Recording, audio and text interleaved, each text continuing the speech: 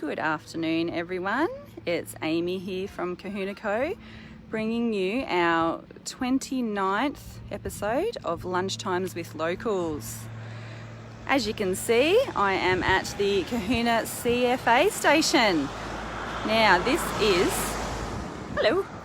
a place I've been really wanting to come for a long time because it's very interesting and it's sort of a good place to do it behind the scenes because it's not all that accessible to the general public.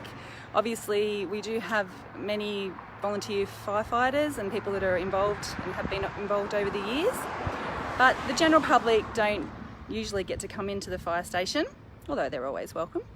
They do have open days sometimes, and we encourage people to come along to those to learn more about fire safety and how it all works. But sorry, getting notifications here. So yeah, I've got a couple of special people here that I'm going to talk to. Hi Kathy, thanks for watching. Got a couple of special people here, local legends I will call them. Rob and Denise Waterson. Most people will know them either from CFA or through other means, which we'll talk about in a second. So yeah, join me in saying hi to Rob and Denise. Sorry, I'm getting lots of notifications here, which I want to turn off. Shortly, we'll head inside. Got 4 people watching, so make sure you give us a thumbs up. Make sure you say hi, where you're watching from. I'm getting rained on here, so the weather in Kahuna is just delightful today. And then also, I'd love people to send through questions or things that they'd like to know about the CFA. I mean, surely everyone's got heaps of questions, and we'll do a tour and all that stuff. But if you've got anything you want to know, while you've got the experts on the CFA here, and they also got a lot of history about the Kahuna CFA in particular. So let's go inside and meet our guests for today. Oh, there's the fire truck. You can see that massive door there. So when the fire siren goes off, everyone hears that, and the door goes up and the firefighters race in. We'll just use the normal door for now. Here we go. Now we're going to do a bit of a tour in a minute. Oh, slam the door. Sorry. Hi guys. How you going? Look, they're waiting here. Make sure you give them a thumbs up, everyone, because they're a little bit nervous. First of all, I'm going to do a bit of a spin around. Now, we have to apologise a little bit. There's painting and renovations and things happening at the station. There's always something going on. So the painters are there, but they're on their best behaviour, aren't they? And then there's just a little bit of stuff on the desks and things like that, on the massive pool table over there that has had many happy memories at fire brigade functions over the years. So that's why, and then of course, all the COVID-19 safety sort of stuff and sign-in and everything that we have to go through when we come into the station. So let's come over here and meet Rob and Denise. Keep wanting to call you Crow. I thought I'd better be professional for today.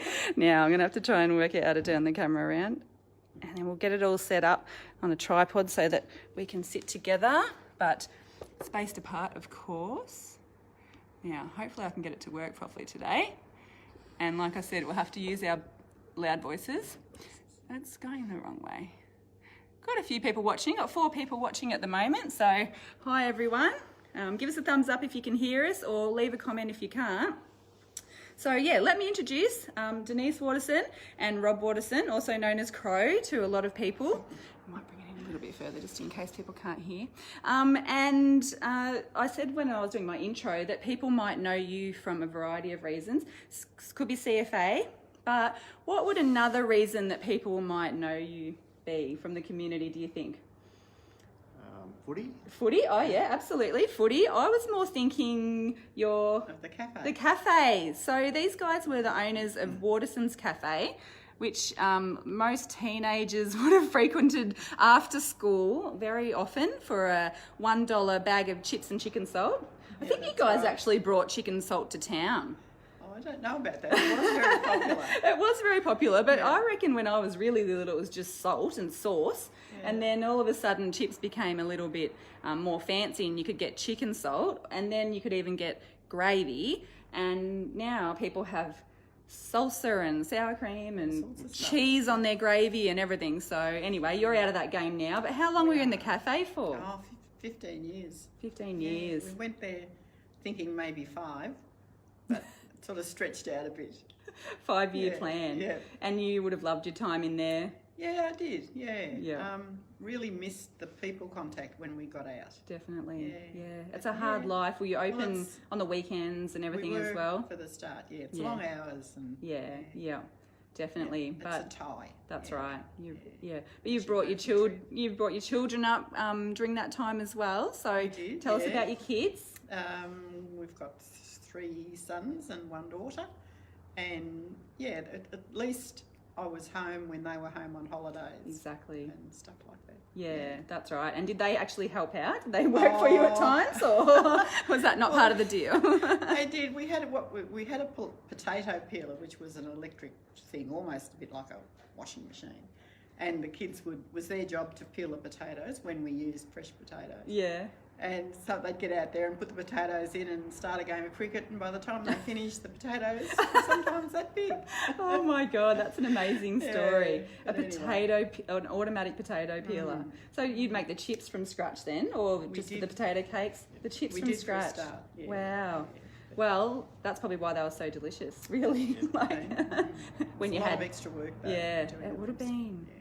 Wow. And you had the I was actually just remembering the other day. Oh, should this be on your personal page? Oh no, I've stuffed up. Thanks, Kels. Didn't I go to Kahuna Cfa? Oh, all right. That's okay. I'll keep going and I'll post it to Kahuna Cfa later on. See? I told you I was having a bad day. That's all right. I've posted it on my Amy Tracy page rather than Kahuna Cfa. That's okay. I'll be able to save it and post it later on. Yeah, and I was thinking about the cafe. You had the videos as well, which is yes. kind of Obsolete popular. now, just Yeah, about. yeah. Videos, Pineapple Crush, that was always a big, people love that. Absolutely. Yeah. And I've heard that I bet you've had lots of people approach you and want you to start the cafe up again, because it's so, it's right on the corner there in Market Street, and it's so visually appealing. Like, I can just imagine it being made into, like a 50s or 60s retro. retro American diner with a jukebox and everything in it. So, Haven't got the energy. you for haven't that got the anymore. no, you don't need to be doing that anymore. But also the kitchen is at your household kitchen Yes. as well, so Yeah. that was probably Yeah. a bit of a Wouldn't cut issue the- as well. yeah. Yeah. You'd be right, But that's lots of people, I'm sure, will join me in saying that they, every time you go past, you look at it and think, those were the days at Waterson's Cafe, getting a 5-cent bag of lollies that was full to the brim of Chicos and bananas and all those strawberry kisses and all of those. So, yeah. All the old favourites. Absolutely. And what about Fire Brigade? How long have you been in the CFA for, Rob? 52 years now. 52 years. Wow, so you've obviously got your big award. Yeah. That's fantastic. And all at Cohuna? Yes. All at Cohuna, yeah, absolutely. 1965 I joined. Wow, as a volunteer firefighter, yep. And also, what a lot of people don't realise is about Fire Brigade, the running teams is part of it as well. So you were heavily involved in that sort of side of things, taking juniors and senior teams to state demos and creating champions, I think, The over the brigade years. was very successful in those early years, right up for quite a long time through the years. We juniors came in a little bit later on, about 10 years into that, and then they were very successful too. I think they won about 3 grand aggregates, so they did really well, the juniors, along with the seniors. Yeah. The seniors also won 3 grand aggregates. Wow. over So the that's a times. statewide thing. Yep. Wow. That's pretty impressive, isn't it, for a small town? And you can see all the trophies and everything in in the the background background, here, and they're all around the walls. When we do a tour, we'll be able to see the trophies. So, yeah, that's such a great thing to bring everyone together and to make sure that everyone's trained up, fitness, working together as a team, so that then when they go out to the fires, it would have really helped. Yeah, it was a great recruitment tool for getting firefighters into the brigade. Yeah. And it also kept them fit and give them leadership skills and teamwork, all that sort of stuff. So was really good for the organisation. Yeah, for sure. And just a lot of fun had too, I'm sure, between everyone, and then travelling around to all the demos and everything as well. Lots of good bus trips home. I bet. So were you heavily involved in the training sort of part of that as well? You know, like you created the training and taught everyone how to do stuff as part of a wider team, I'm sure. And then you've gone on to have a professional role at the CFA as well, so tell us about that. I guess my hobby became my job in the finish. After the Linton fire, the CFA asked for instructors, and they put on 52 instructors to train our firefighters in firefighting and being safety on the fire ground. And I was lucky enough to get one of those positions. Wow. So, yeah. And what year was that in? Can you remember, roundabout? That's pushing it over. That was a long time ago.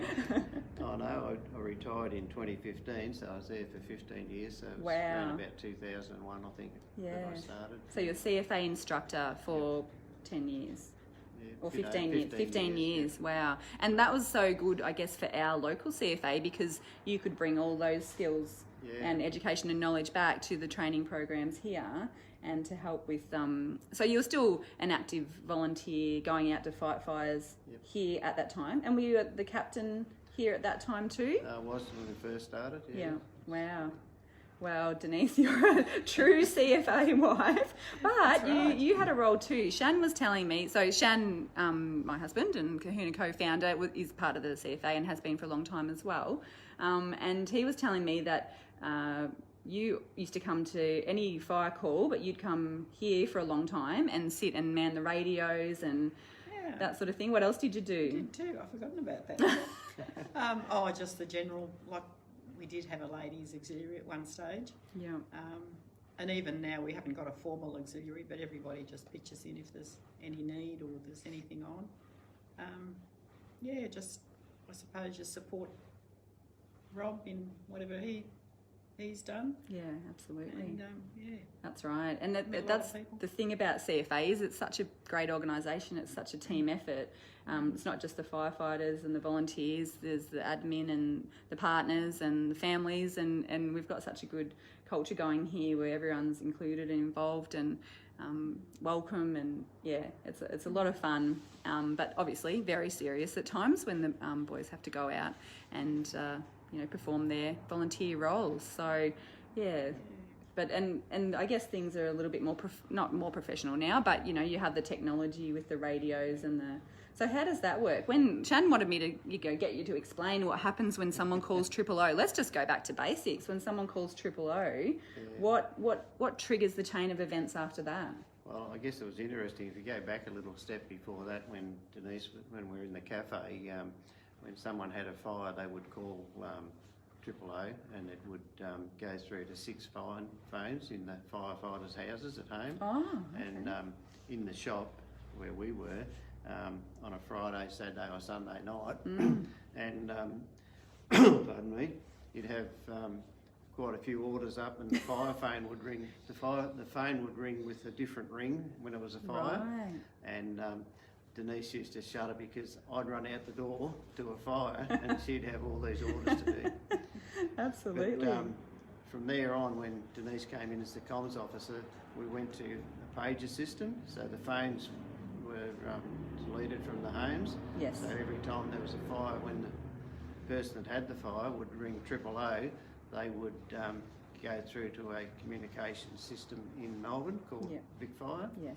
And they would page us to the job with all the details, where it is, what type of fire, and so on. So and then off we'd go to the fire. And the siren at the station would be going. The siren would at automatically the same time. go when the alert came in on the pages. Right. Yes. And here with our new station, it was fantastic because when the siren went off and when the pages alerted us to a fire, the siren would sound and all the lights and the doors would open. Yes. So back in the old days, you'd have to unbolt the doors and slide them open and all that, but it's certainly been a lot of change in firefighting. And what happens now? The pages are still in? Yep. The pages are in, and there's also a mobile phone alert system as well. Yeah, we have a mobile phone system that gives us that alert, and it also gives us a map of where the fire is, and everything's getting a lot easier. Yeah, absolutely. And you can sort of respond, you know, as a firefighter, are you available or not? Yep.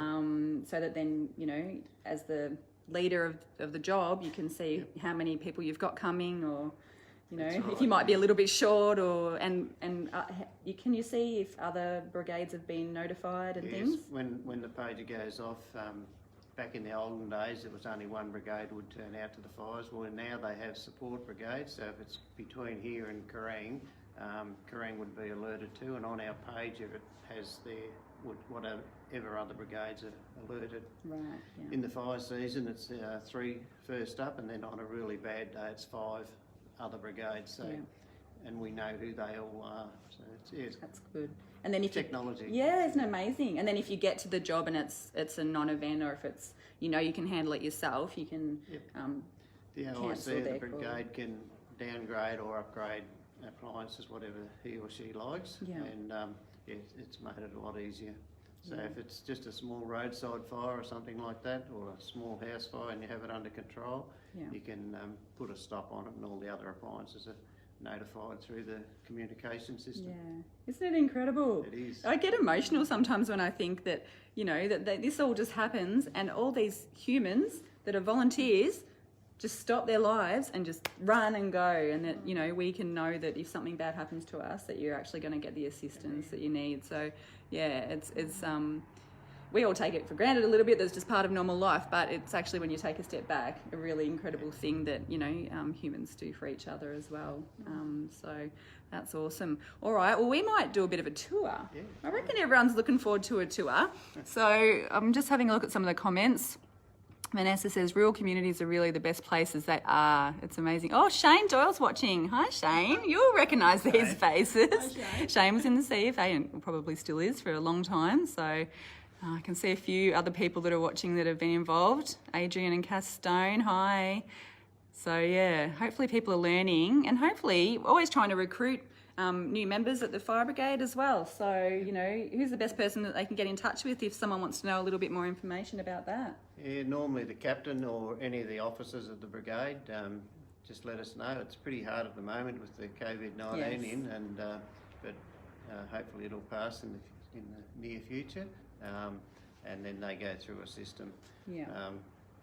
I guess that's another change. In the early days, you know, you wanted to join, come in, son. You're in. There's a pair of overalls up there, and let's go. Yeah. Whereas now we have to, again, after the Linton fire, all our firefighters, they have to have minimum skills, so they have to be able to have a bit of a knowledge of what's needed, so they can work within the team before they're allowed on the fire ground. Yeah, that makes sense. That helps keep everyone safe, and you want to have a team of people that you trust and know that, you know, they know what's going on as well. So absolutely. All right, let's head off for a bit of a tour. I'll spin the camera around there. Oh, while I do that, I'll just check and see if there's any other comments that people, or questions that people have asked. Shane Doyle, couple of CFA legends there, isn't he right? Thanks, Shane. Oh, say hi to Sherry for us, won't you? All right, walk with me here, guys. Now, tell me about this. Hang on, I'll see if I can zoom out a little bit. Don't know. This is our. This is probably the latest appliance to the fleet here. This is a road crash rescue appliance. Up until 2 years ago, we had the road rescue equipment on our pumper, whereas now we've got a dedicated appliance for it. So it's fitted out with all the gear that we need to do extrications of persons that are trapped in motor vehicles, and it's been a real asset to the brigade. So most people will know the Jaws of Life and all those fancy ones that people use, but other ones that you use, I think, that Shan tells me about, is the where you put something under a car and like airbags. That's what I'm trying to think of. So high pressure airbags to try and shock things and make things safe while you are extricating people, I guess is the fancy word. So just have a look up there, guys, at all the, if I can use my phone properly, all the trophies and everything. And actually we wanted to talk about the station as it is now. Obviously we've got some renos going on now, but let's see if I can turn this around again. The station was recently renovated. What year was that it was renovated? 3 years ago now, we've had extensions to the station, but the first part of the station, the first 2 or 3 rooms that we're in now, were built in 1984. Yes. And then 3 years ago we extended because of the trucks are getting bigger and road crash rescue coming along. So we've needed to upgrade and Yep. and we were saying that the and community contributed a lot of money towards that, we which went was out fantastic. to the community and I think the brigade put in was it 350,000 to do the whole extension, and a lot of that was raised by the community from door knocking and stuff like that. So. Yeah, isn't And that I think fantastic? back probably 10, 15 years ago now, we knew we wanted to go in this direction, and we started saving then. I think we had about $100,000 in the bank when Incredible. we started. So What an effort. it's been an asset to us, and it's been great from the community. It's an asset for the whole community, really, isn't it? Yep. All right, I'm going to try and get my thing working again, and we'll go see the... Oh, look at it. Technology. I'm sorry, everyone. Let me see if I can get it under control again. I'm using my gimbal. If anyone knows what one of those is. Oh, there we go. It's back. All right, let's walk around here. So that's the big door. So when you said that someone calls 000 and then the siren goes off and the pages go off, this door just goes up automatically. Yep, so if it goes off right now, I'm in a bit of trouble. Now, tell us about this cool looking vehicle. It is, isn't it? This is called a Field Command Vehicle, an FCV for short. It it's a brigade-owned vehicle. We've had a brigade-owned vehicle now for about 15 years. And again, we got our first one from the help of the community when we went out and did a door knock. But now this is the latest one. We've had it for about 2.5, 3 years now.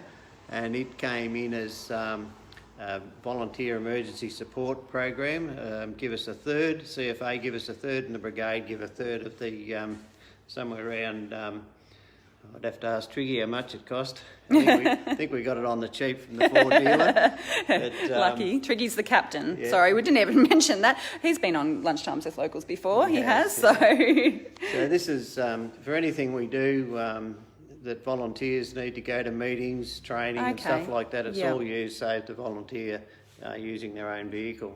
And it goes as a support vehicle to most jobs as well too, doesn't it? So, it does. so it depends on what sort of report you get in. Is it a fire, is it a car accident or whatever, to what you choose. Do you choose or do Vic Fire choose and tell you what to bring? We choose. We know what type of fire it is, whether it's a structure fire or a grass and scrub fire or a road crash rescue. We know exactly which appliance goes first, and often the field command vehicle will come along to bring extra people and also give us that communications that we need on the job. Yeah, and is it first in, best dressed? Pretty much. Okay, so if you're the fastest runner, if you come running out of the change room over there and run towards the truck... Cute! Shan's ready. Is that what he's like? Yep. Comes out, jostling to get into the truck. Which one do you normally get in, Shan? Oh, it depends. So as Crow said, this is obviously our road rescue truck here. Our FCV goes to most jobs. And then Rob we haven't been through there. I'll show you another one shortly. So the equipment I've got on now is for our structural jobs. So house fires, car fires, those sort of things. So I've got it on today because it's freezing cold. Put your helmet on. Put your helmet on. So you have to go into a house fire. I have to go to a house fire. All dressed up in all of that. Any of our members going to a house fire will wear this, but also we'll have reading apparatuses on as well. Oh, we might see them later. Look at that. Look at you. That's good. So and some firefighters are qualified to drive the trucks and some aren't. You have to have a medium rigid licence to drive all the 3 trucks that we've got, and just a normal car licence for the FCV. But the drivers are all endorsed by the captain. The captain endorses the person to drive. There's a driver training program out that pretty much most of our drivers have, that they drive under operational conditions. It's a good safety program that we run. So. Yeah, that's the system we use. That's how it works. I think people will be surprised about sort of the level of structure and training and stuff that goes on. Like you said, it's not just turn up and, you know, jump in the truck and shoot a hose at the fire like it probably used to be at times. In So here, what's there's, what's this is this room? The turnout room, that's the right. turnout room. There's turnout gear that Shannon's got the structural gear on. Yep. For structure fires. And also there's road crash rescue, which are the yellow overalls type things with knee pads and Love bigger this. pockets and all those sort of things. And then of course there's the grass and scrub fires, which is just the yellow gear. It's all different. And I'm just looking because I think people will find it funny that the boots are left in the overalls, and that's just one of the ways of making it faster to, you know, come in, grab your gear and get it on as fast as you can and get in that truck.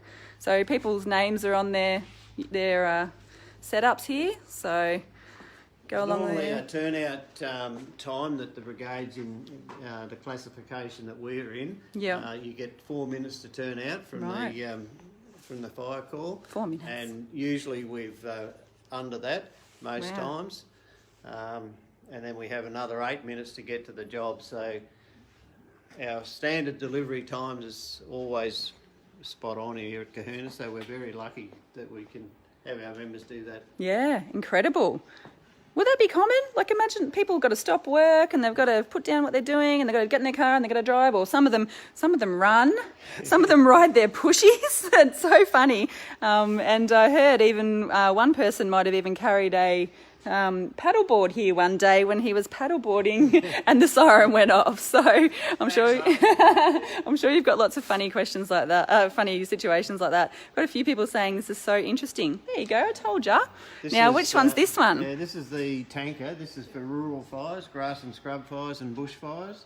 When we say tanker, it fits 3 firefighters in the front and 3 in the back. And 3 in the back. Let's go and have a look in the back. In the back it's got a rollover protection area where the firefighters sit. You can't sort of see up there if I put my... Oh, yeah? Okay. Fantastic. And it carries 3,000 litres of water and 50 litres of Class A foam for grass and scrub fires and bush fires. Okay, so this one is the big one that goes out when there's a big bushfire or something like that, with 6 people on it.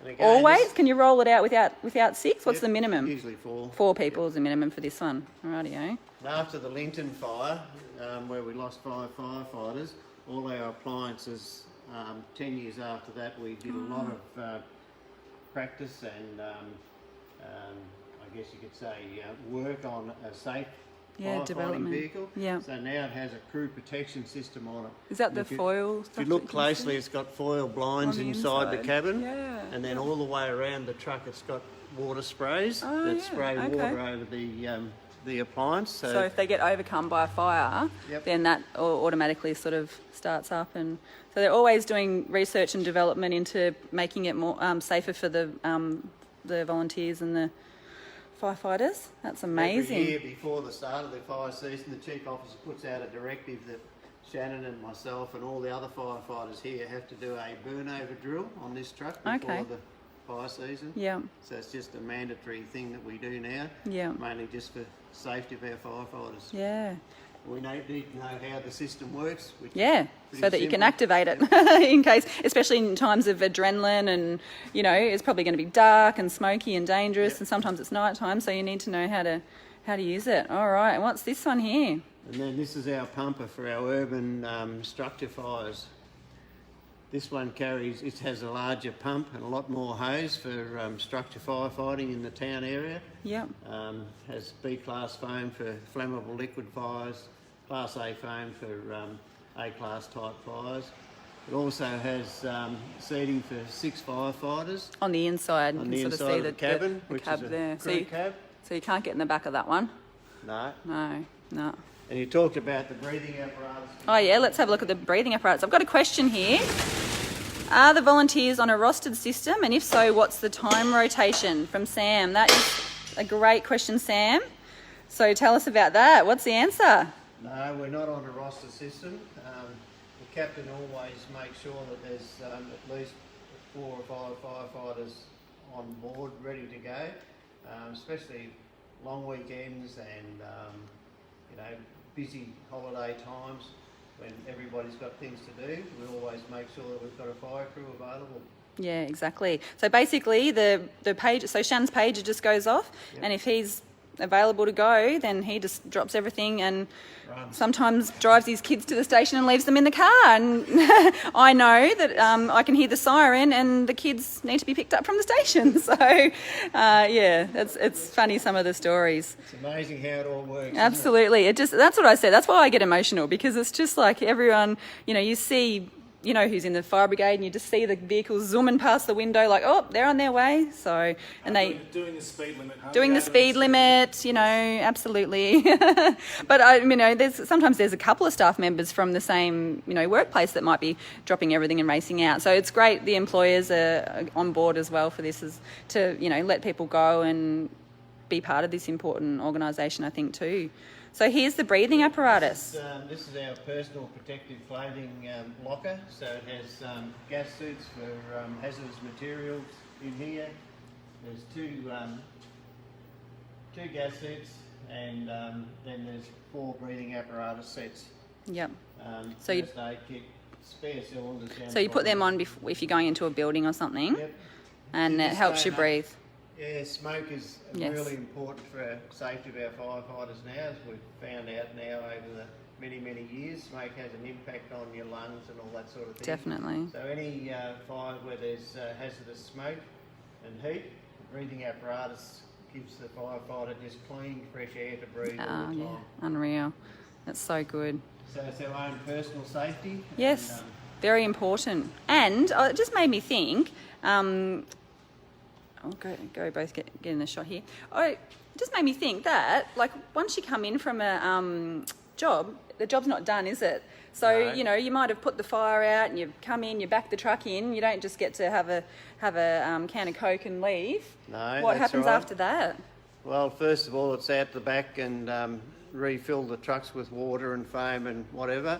Then the guys that wear the breathing apparatus, they'll come inside, and there's a breathing apparatus room in there where we can wash all the face masks. Yeah, you got it, especially And, these days. Yeah. Get one out. Let's have Get a one look. out to show you what. Hi, Brady Archer's watching. Isn't that good? Hi, Brady. Brady's family has been heavily involved in the Kahuna Cfa. this All is- right, he's going to put one on for us.